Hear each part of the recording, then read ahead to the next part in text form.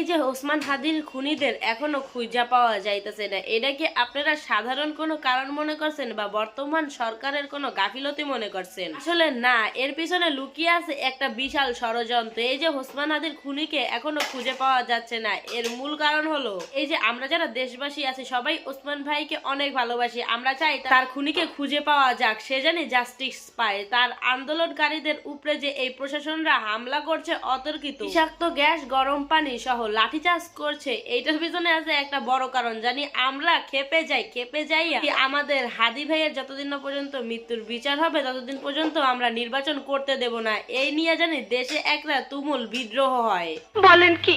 ওদিকে ইনকিলাব মঞ্চেরও হোগামাইরা দিতেছে। ইনকিলাব মঞ্চের বিভিন্ন সদস্যর উপরে হয়েছে লাঠিচার্জ। ইনকিলাব মঞ্চের আব্দুল্লাহ বিন জাবের হয়েছে গুলিবিদ্ধ। এটা আপনারা সবাই জানেন। আসলে চাইতেছে কি ইনকিলাব মঞ্চের কোনো একটা নেতারে মাইরা ফেলাইতে কিংবা বড় কোনো ক্ষতি কইরা দিতে। জানি এই নির্বাচনটা পিছিয়ে দেওয়া হোক। এই দেশকে এখন রণক্ষেত্র বানায় ফেলাইছে এই শেখ হাসিনার পাতি নেতাগুলো। যে আপনারা তো শেখ হাসিনাকে তাড়াইতে পারছেন ঠিকই, কিন্তু তার রেখে যাওয়া সেই পাতি নেতাগুলোকে তাড়াইতে পারেন না। তার রেখে যাওয়া এই পুলিশ লীগকে তাড়াইতে পারেন নাই। যখনই দেখলো তাদের নেত্রী চলে গেছে, তাদের মনের ভিতরে রাখা ক্ষোভগুলা তারা জমায়া রাখছে, আর এখন সেই ক্ষোভগুলা ছাত্রদের উপর চালাইতেছে। ছাত্রদের যেখানেই পাইতেছে, যেভাবেই পাইতেছে, ছাত্রদের উপর লাঠিচার্জ করতেছে। এই এক একটা পুলিশ এরা ধইরা গণপিটনি দেওয়া উচিত। এই পুলিশটা কি বলে শোনেন।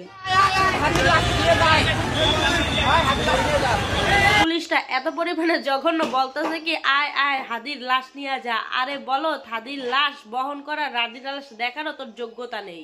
নিঃসন্দেহে তুই ঠিক কথা বলেছিস। আসলে এই বাংলাদেশে যত কিছুই দেখতে পাইতেছেন সবই আসলে দূর থেকে শেখ হাসিনা চাল খাটায় করতেছে এই নির্বাচনটারে পন্ডল করতে। এর পিছনে আসলে অনেক রহস্য আছে যা বাঙালির ক্ষমতার বাহিরে। এখন সেই ষড়যন্ত্রকারীরা চাচ্ছে কোনোভাবে এই নির্বাচনটাকে ভন্ডুল করতে। আর কেন জানি না মনে হইতেছে খুব শীঘ্রই এই শেখ হাসিনার এই পাতি নেতাগুলো লীগের হাতে গণপিটুনি খাইয়া বাঁচতেও পারে, মরতেও পারে। ভাইয়ের বিচার যতদিন না পর্যন্ত হবে, এই আন্দোলন ততদিন পর্যন্ত চলবে। প্রয়োজনে আমার ভাইয়েরা বুকের ভিতরে গুলি নিয়েও হাদি মৃত্যুর প্রতিবাদ করবেই। একটা কথা মনে রাখবেন, আমরা সবাই হাদি হব, যুগে যুগে লড়ে যাব।